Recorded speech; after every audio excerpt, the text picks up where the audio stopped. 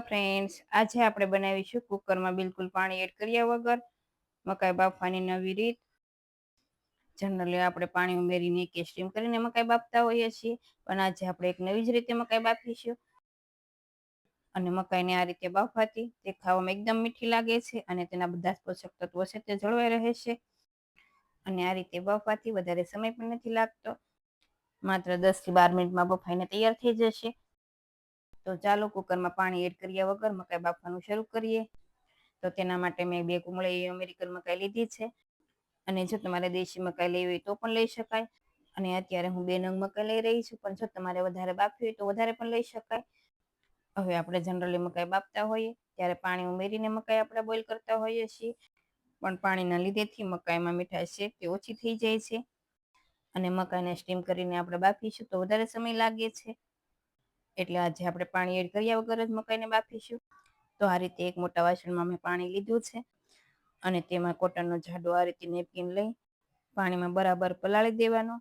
અને આ રીતે થોડું પાણી અલગ કરી દેવાનું, અને સાવ આપણે પાણી અલગ નહીં કરીએ. આ રીતે થોડું પાણી રહે એ રીતે રાખી અને હવે આ રીતે પ્રેશર કુકરની અંદર આપણે નેપકિન છે તે મૂકી દઈશું. હવે જે ટુકડા કરીને મકાઈ રાખી છે તે આપણે તેમાં મૂકી દઈશું.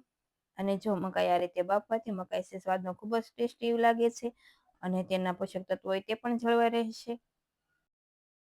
સાથે આપણે ઉપર બીજો નેપકિન પણ મૂકવાનો છે ભીનો જ કરીને. તો તેના માટે મેં આ રીતે ફરી બાઉલમાં પાણી લીધું છે, અને બીજા નેપકિનને પણ આ રીતે પાણીમાં બરાબર પલાળી દઈશું. અને આ રીતે હાથેથી થોડું પ્રેસ કરી પાણી અલગ કરી દઈશું. આપણે વધારે પ્રેસ નહીં કરીએ, થોડું એવું પાણી એમાં રહે એ રીતે રાખવાનું. અને આમાં તમારે ખાસ ધ્યાન રાખવાનું છે, કોઈ પણ કોટનનું નેપકિન કે કપડું લ્યો તે થોડા જાડા હોય એ રીતે લેવાના. તો હવે એ જ રીતે આપણે મકાઈ ઉપર બીજા નેપકિનને પણ મૂકી દઈએ, અને હવે પ્રેશર કુકરનું ઢાંકણ બંધ કરીશું.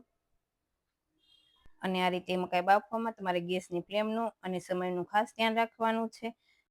તો શરૂઆતમાં તમારે ગેસની ફ્લેમ 2 મિનિટ જેવી હાઈ રાખવાની છે. અને ગેસની ફ્લેમ હાઈ એટલા માટે રાખવાની છે કે કુકર બરાબર ગરમ થઈ જાય. અને તમે જુઓ આ રીતે હું વિસલ ઉપર કરું એટલે તેમાં સ્ટીમ ભરાઈ ગયું છે. તો આ રીતે પ્રેશર કુકરમાં સ્ટીમ ભરાય છે એટલે આપણે ગેસની ફ્લેમ સાવ સ્લો કરી દેવાની છે. અને ગેસની ફ્લેમ સાવ સ્લો રાખી 10 મિનિટ માટે આપણે થવા દઈશું. તો મકાઈ સ્ટીમ થાય ત્યાં સુધીમાં આપણે બીજી પણ તૈયારી કરી લઈએ. તો તેના માટે 1/2 સ્પૂન લાલ મરચું પાવડર, સાથે 1/2 સ્પૂન આમચૂર પાવડર, અને 1/2 સ્પૂન સંચળ પાવડર એડ કરીશું. અને 1/2 સ્પૂનથી થોડું ઓછું મીઠું એડ કરી બધા મસાલાને એકદમ સારી રીતે મિક્સ કરી લઈએ. તો એકદમ ચટપટો એવો મકાઈ ઉપર સ્પ્રિંકલ કરવાનો મસાલો પણ તૈયાર છે. સાથે આપણે મકાઈને સ્ટીમ કરવા મૂકી હતી, તેને 10 મિનિટ જેવું થઈ ગયું છે. તો હવે પ્રેશર કુકર સાવ ઠંડુ થાય એટલે તેને આ રીતે ખોલી જોઈ લઈએ. તો ઉપર નેપકિન છે એ ખૂબ જ ગરમ છે, એટલે આપણે તેને ખાસ ધ્યાન રાખીને દઈશું. તો આ રીતે સીપિયાથી નેપકિન છે તેને અલગ કરી દઈશું. તો મકાઈને પણ આ રીતે આપણે ડીશમાં લઈ લઈએ. અને આ મકાઈને તમારે આમ જ ખાવી હોય તો પણ ખાઈ શકો, અને મકાઈની તમારે કોઈ પણ રેસીપી બનાવો તેમાં પણ એડ કરી શકાય. અને આ રીતે મકાઈ બાફવાથી સમય પણ ઓછો લાગે છે. આ મકાઈ આપણે માત્ર 12 જ મિનિટમાં બફાઈને તૈયાર થઈ ગઈ છે. અને જો આપણે પાણીમાં બોઇલ કરીશું કે આમ સ્ટીમ કરીશું તો 15 થી 20 મિનિટ જેવો સમય લાગે છે. તો હવે તમે જોઈ શકો છો નેપકિન જરા પણ બળ્યું નથી, અને એકદમ ક્લીન એવું દેખાઈ આવે છે, તમે જોઈ શકો છો. અને તમને કુકર પણ બતાવી દઉં તો જરા પણ તમારું કુકર બળશે નહીં, કે અંદરથી જરા પણ ખરાબ નહીં થાય. તો હવે એકદમ પોષક તત્વોથી ભરપૂર એવી મકાઈ પણ તૈયાર છે. તો હું તમને દાણા અલગ કરીને પણ બતાવી દઉં. તો આ રીતે આંગળીઓથી પ્રેસ કરીશું એટલે દાણા છે એકદમ સારા એવા સોફ્ટ થઈ ગયા છે, તમે જોઈ શકો છો.